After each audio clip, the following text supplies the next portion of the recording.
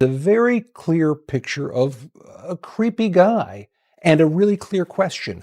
Why did so many people who had so much to lose keep hanging out with him? We sat down with a couple of experts and said, you look at this, law enforcement people, tell us what you think. I think women, as I said the last time, have an intuitive sense. What is intuitive? They have intuition, they have feelings, and they're able to deal in the realm of things that men, especially men like myself, find unexplainable. So Melissa Merola, as a former profiler, Christine Dunn as a former federal prosecutor, when you hear that, what do you see? So I see somebody who clearly knows how to take advantage of a situation, how to size somebody up and determine, is there a way that I can spot vulnerabilities and that I can use those vulnerabilities and exploit them in some capacity? I don't think he viewed any of his victims as actual people. They were, things to be used by him. To what degree do you think? All right, people, Dr. John here. So let's get started. Pam Bondi hit that moment every attorney dreads. The folder opens, the document surfaces, and weeks of carefully constructed testimony collapses in real time because someone on the committee did their homework and found exactly what she swore didn't exist. Let me be completely direct with you from the start, because this channel has always been built on providing you with honest clarity rather than sensational exaggeration. This lavish lifestyle that he exposed people to was also just part of the whole equation. We know that most of his victims were vulnerable individuals. And so they see something like this and they think, this is opportunity for me to get ahead, to have a stable income, to have, a place that I can go. And so it's part of the grooming process. It really is. I'm in a privileged position to have some of the world's smartest people come to my house and tell me what they think about different subjects. Well, I think all of these famous individuals gave him legitimacy. You come into the situation and you see, well, Jeffrey Epstein is good friends with this person that I admire and respect, so there must be some legitimacy to him. One of the things he talked about was his contact with other people and opportunities he could make for others. He said there's this company called... There is no publicly available video clip showing a prosecutor literally standing up in a courtroom and playing a hidden recording that Bondi specifically and explicitly swore under oath did not exist in those exact words. That precise dramatic scene has not occurred in the precise form that the most viral headlines are describing. But what has actually happened is something that in many ways cuts deeper and reveals more about the true state of the Epstein evidence and the people charged with disclosing it. He said he mentioned it to you. He thinks they'll pay you a couple $1 million to be on the board. You're going to make a lot of money.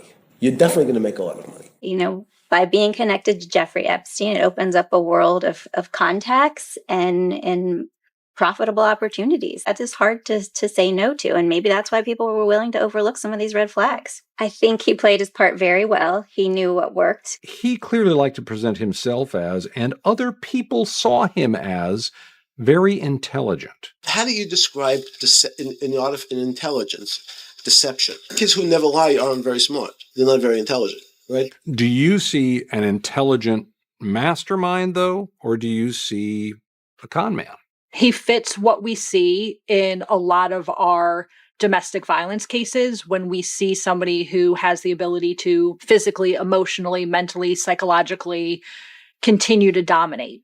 And that's what I think I see with him versus true intelligence. There's this one clip when he's trying to rehabilitate his image, basically. And he's being asked by Steve Bannon for a potential... Bondi was caught on a secretly recorded video making claims of extraordinary magnitude about what the Epstein files contained, claims that were so specific and so dramatic that they shaped public expectations about what was coming. And then her own Department of Justice issued an internal memorandum that flatly and unequivocally contradicted the claims she had made. The gap between what she said in that unguarded moment. Documentary they're going to make about his impression of himself. And it never struck you about how to end up in a situation like this?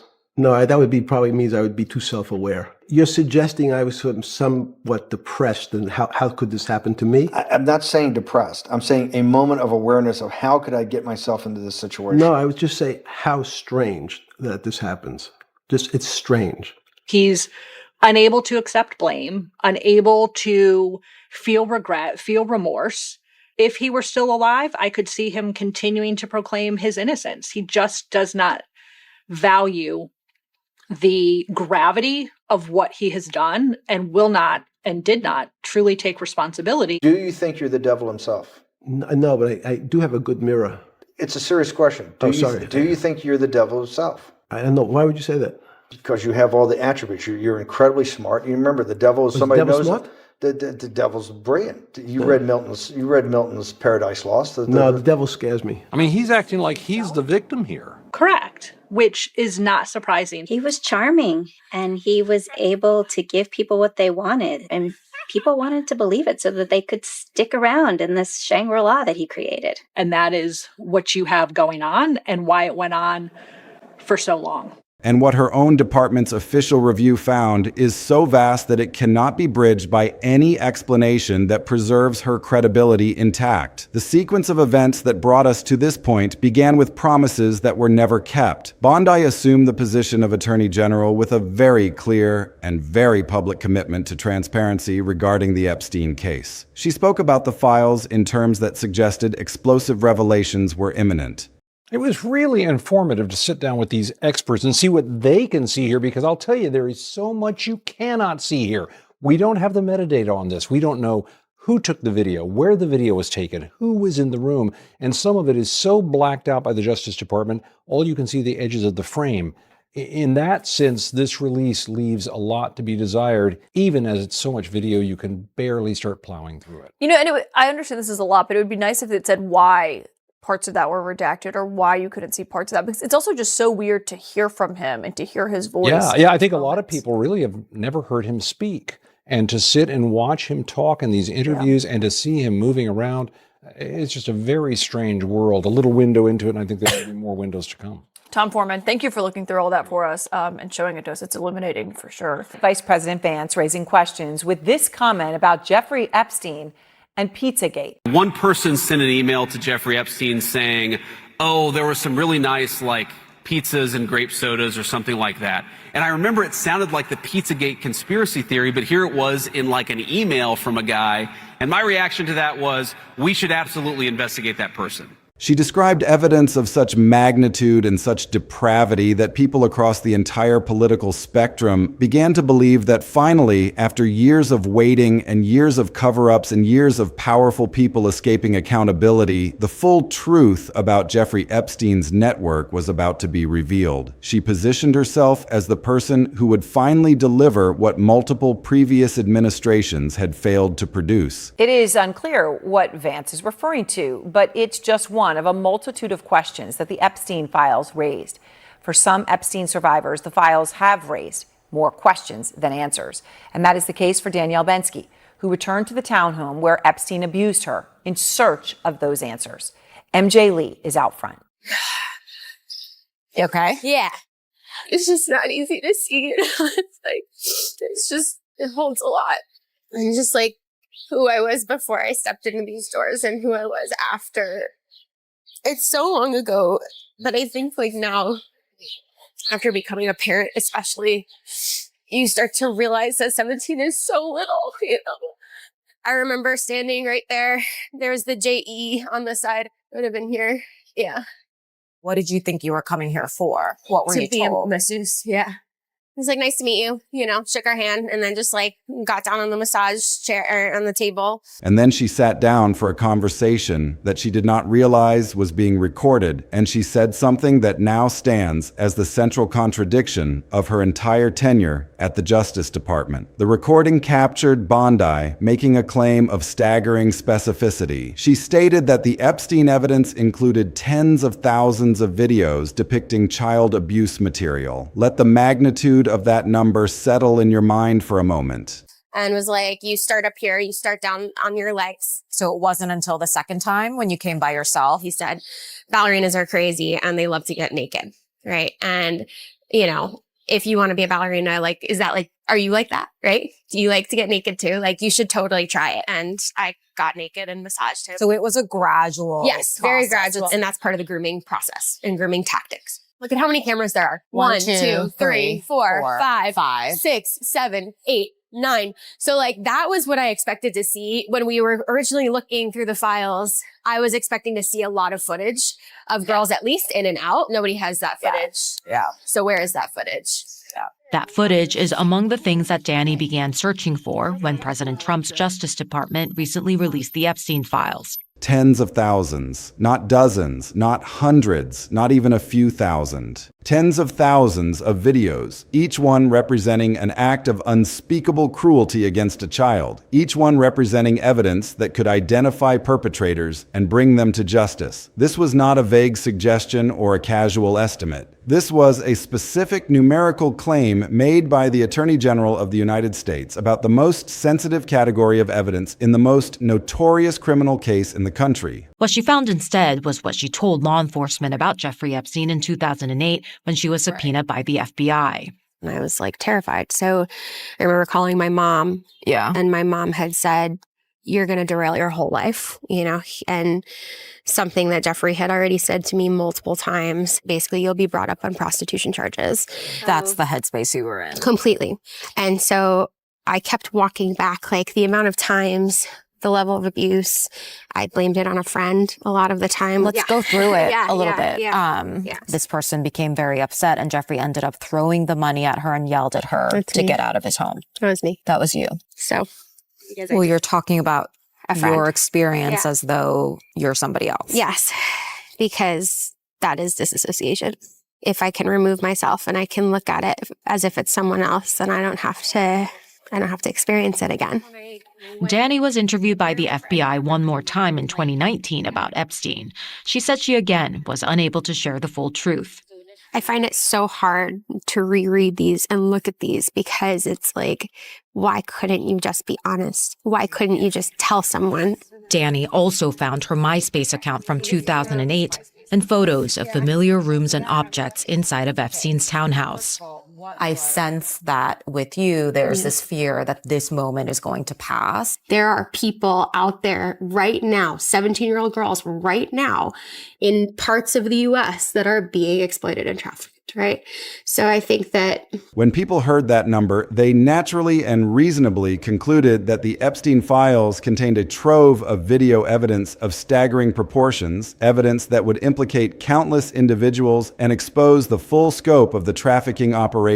The problem emerged when the Justice Department completed its own internal review of the Epstein materials and produced a memorandum summarizing what investigators had actually found. That memorandum described something radically different from what Bondi had claimed on the recording. there's a lot of responsibility for those of us that have taken this story and turned it into advocacy.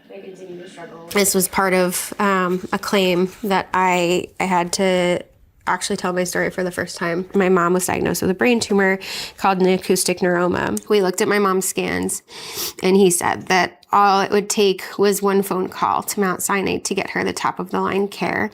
He asked what I would do for it. He told me that he wanted me to procure others, which I never did, though I was so intimidated by him. At our sessions after, he repeatedly physically abused me and made me do things to him. Finally, my mom had her surgery, no help from Jeffrey. And so I stopped answering the calls. Before Jeffrey, I was a vivacious dancer with a love for ballet and the arts.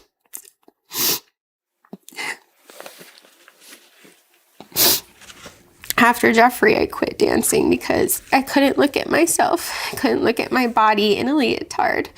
It felt The official departmental finding was that investigators had located over 10 downloaded videos and images of child sex abuse material and other pornography. Over 10. Read that again and let the contrast sink in. The Attorney General publicly claimed tens of thousands, a number so large it suggests warehouses full of evidence and networks of perpetrators reaching into the highest levels of power. Her own department's official review found over 10, a number that, while still horrifying and still criminal and still representing real victims whose whose suffering demands accountability is different by a factor of thousands. This is not a minor discrepancy that can be explained by rounding or by different counting methodologies. This is a contradiction of such magnitude that it fundamentally alters the entire picture of what the Epstein evidence actually contains. The gap between these two numbers creates an unavoidable question that Bondi has never adequately answered. How does the Attorney General of the United States end up publicly stating that there are tens of thousands of videos of child abuse material in the Epstein files when her own department's official review concludes that the actual number is over 10? There are only a limited number of possible explanations for a discrepancy of this size. Perhaps Bondi was given inaccurate information by someone on her staff and repeated it without verifying it, which would represent a catastrophic failure of due diligence by the nation's chief law enforcement officer on the most sensitive case under her supervision. Perhaps she was exaggerating for effect, trying to build anticipation for the document release by making the evidence sound more extensive than it actually was, which would represent a deliberate deception of the American public about a matter of profound importance. Perhaps the internal memorandum is incomplete or inaccurate, and the actual amount of video evidence is closer to what Bondi claimed, which would mean the Justice Department's official summary of its own investigation is misleading. None of these explanations reflects well on Bondi or on the department she led, and none of them provides any comfort to the survivors and advocates who were counting on her to handle this case with honesty and integrity. The contradiction between Bondi's recorded statement and her department's official findings was never going to remain buried in internal documents. Congress had been demanding transparency on the Epstein files for years, and members of the House Judiciary Committee had been preparing for the moment when they would have the opportunity to question the Attorney General under oath about what she knew and when she knew it, and why the promises of full disclosure had produced results that satisfied almost no one. That moment arrived when Bondi appeared before the committee and found herself facing lawmakers who had done their homework and who had read the internal memorandum and who were ready to confront her with the specific contradictions between her public statements and her department's documented findings. The hearing itself was a masterclass in the kind of confrontational oversight that Congress is supposed to exercise but so rarely does effectively. Democratic members of the committee came prepared with specific questions that were designed to pin Bondi down on the precise points where her credibility was most vulnerable. They asked about Trump's appearance in the Epstein files, about whether the former president was connected to the trafficking operation, about what the evidence actually showed regarding the powerful people who had associated with Epstein over the years. Bondi's responses followed a pattern that became more revealing with each successive exchange. When asked direct factual questions, she deflected. When confronted with specific contradictions, she attacked the motives of the questioners rather than engaging with the substance of their inquiries. When pressed on the most sensitive points, she simply refused to answer. The most dramatic moment of the hearing came when Representative Ted Lieu leveled an accusation that no attorney general ever wants to hear directed at them in a public forum. He accused Bondi of lying under oath. The specific allegation was that she had testified there was no evidence Trump committed any crime related to Epstein, and that this testimony was contradicted by material actually contained in the files. Lieu did not make this accusation in a vacuum. He pointed directly to evidence in the Epstein documents that he said demonstrated the falsity of Bondi's sworn statement. He characterized her answers as either deliberately false or deliberately evasive, and he did so in a setting where his words were being recorded and broadcast and would become part of the permanent congressional record. Bondi's response to this accusation was as revealing as anything she could have said. She did not provide a detailed, factual rebuttal, demonstrating why her testimony was accurate, and why the evidence Lieu was referencing did not show what he claimed it showed. She did not walk through the specific documents and explain how her characterization of Trump's involvement was supported by the actual contents of the files. Instead, she characterized the entire line of questioning as a political attack on the former president, an effort by Democrats to damage Trump rather than a legitimate inquiry into the accuracy of her sworn testimony. The distinction between these two types of responses matters enormously. An honest witness whose testimony has been mischaracterized wants to correct the record with specific facts.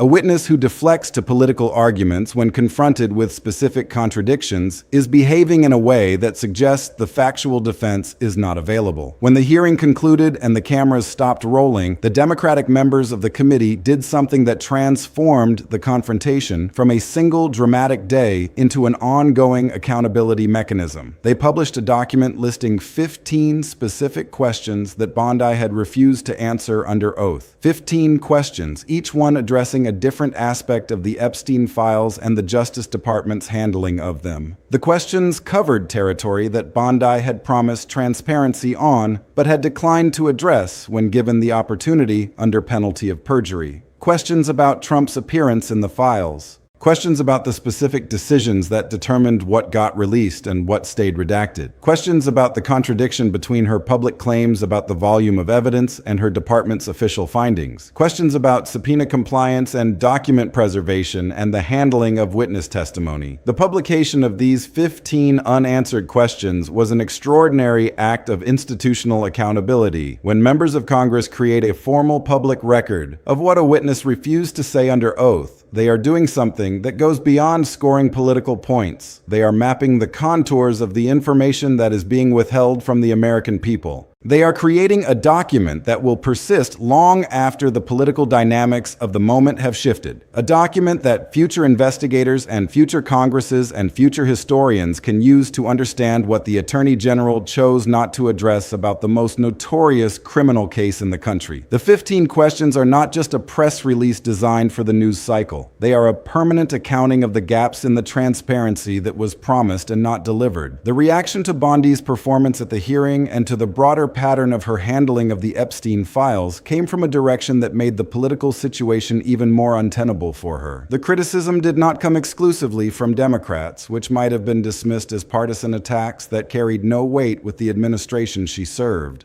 The criticism came from portions of the MAGA base itself, the very constituency that had been most vocal in demanding full Epstein transparency, and that had believed Trump's administration would be the one to finally deliver it. These were people who had defended Bondi against previous attacks, and who had invested their hopes in the promise that the Epstein files would be blown wide open and that the powerful names would finally be revealed. When the release came, and the client list that everyone had been expecting was nowhere to be found, when the specific names that people had been anticipating remained protected by redactions and withholdings, the reaction was not satisfaction, but fury. The dynamic that emerged was uniquely damaging to Bondi's position. She had alienated Democrats who accused her of lying under oath and of covering up evidence that implicated Trump. She had alienated the MAGA base that felt she had failed to deliver on her transparency promises and had managed the release in a way that protected powerful people rather than exposing them. She had satisfied, essentially, no one who cared about the Epstein case, and the coalition of criticism from both sides created a political pressure that was impossible to sustain. The Attorney General, who had come into office promising to be the most transparent in history on the Epstein question, was departing under a cloud of accusations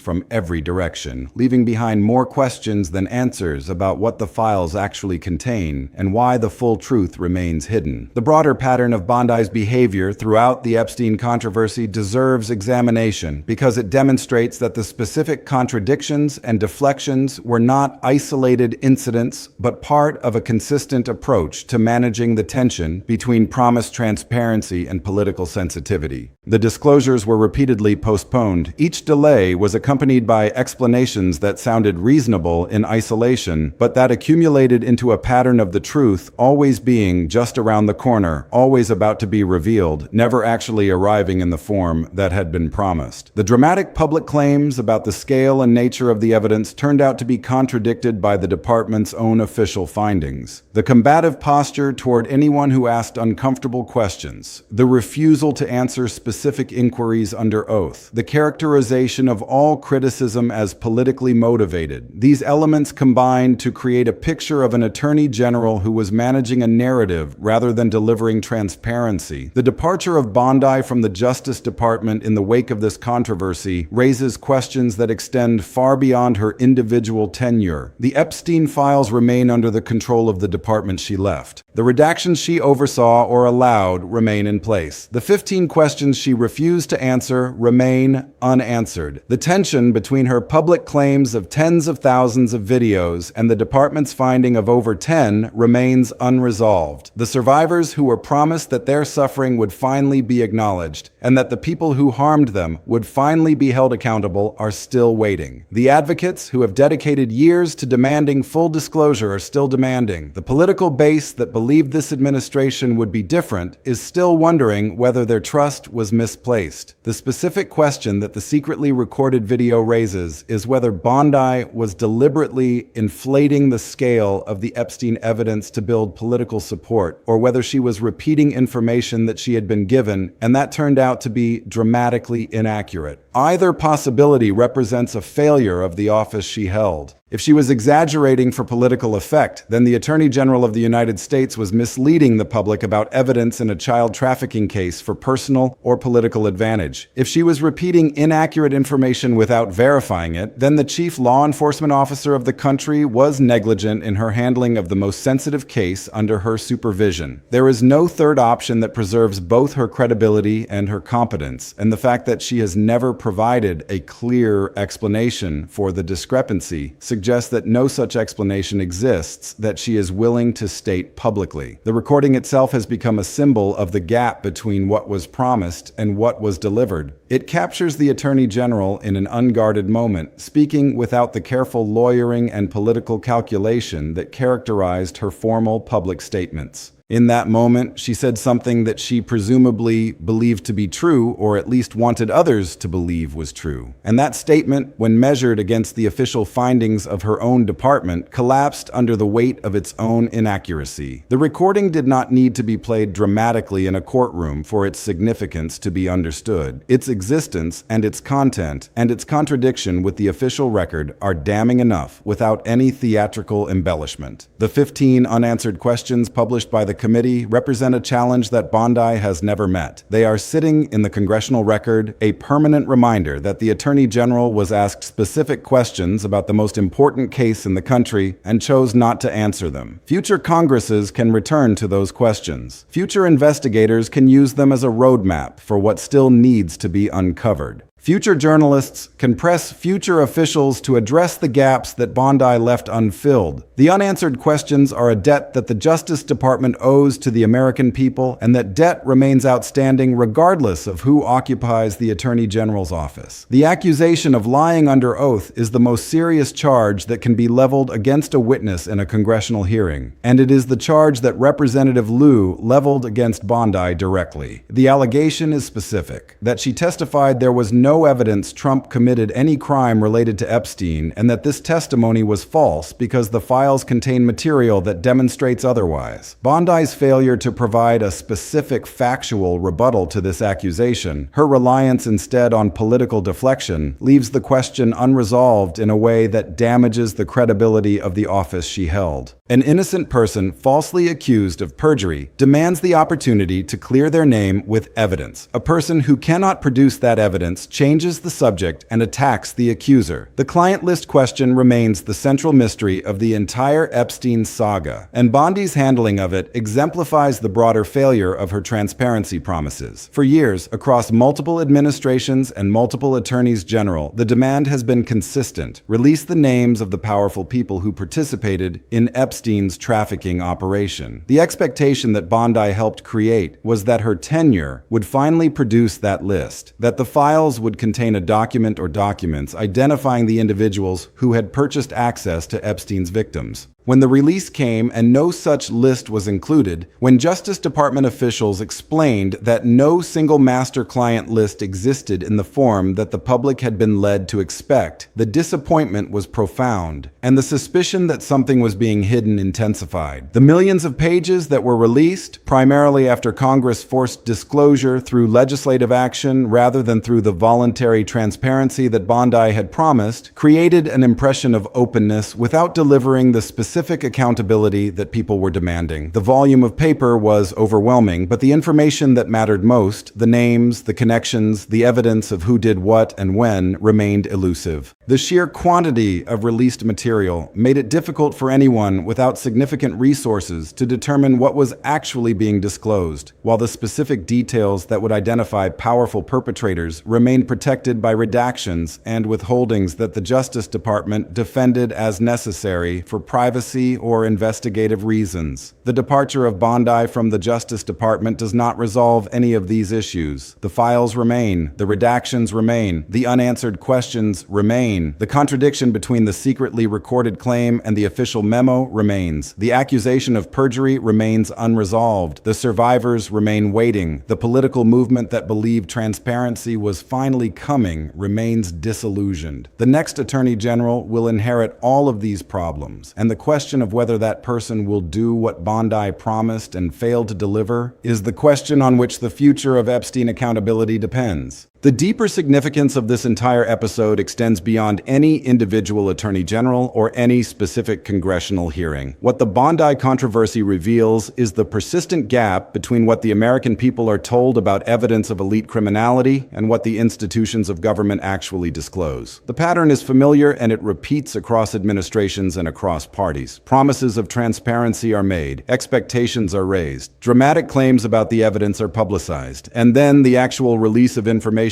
falls short of what was promised, and the explanations for the shortfall are unsatisfying, and the people who demanded accountability are left feeling that they have been manipulated once again. The Epstein case is the ultimate test of whether this pattern can ever be broken. The crimes involved are of such magnitude, and the number of powerful people potentially implicated is so significant, and the public demand for full disclosure is so persistent across political divisions, that the case represents a unique opportunity for the institutions of American government to demonstrate that they are capable of transparency, even when transparency is uncomfortable for powerful interests. Bondi was given that opportunity, and by the measure of her own promises and the expectations she helped create, she failed to seize it. The recording that captured her unguarded claim about tens of thousands of videos, the memo that contradicted it, the hearing where she deflected and refused to answer, the 15 questions she left hanging, the accusation of perjury she never factually rebutted, all of these elements combine to tell a story of an attorney general who promised everything and delivered something far less, and who left office without ever explaining why the gap between promise and delivery was so wide. The survivors of Epstein's crimes have been waiting for justice for years. They have watched as powerful people have evaded accountability through legal maneuvering and institutional protection. They placed their hopes in the transparency that Bondi promised, and they are still waiting. The advocates who have dedicated their lives to exposing the full scope of the trafficking network are still working, still pushing, still demanding answers. The 15 unanswered questions are their roadmap. The recording is their evidence that the Attorney General's public statements could not be trusted. The official memo is their proof that the department's own findings contradicted the narrative that was being sold to the public. The fight for Epstein accountability did not end with Bondi's departure. In some ways, it is only beginning because the questions that she refused to answer are still there, waiting for someone who will finally provide honest responses.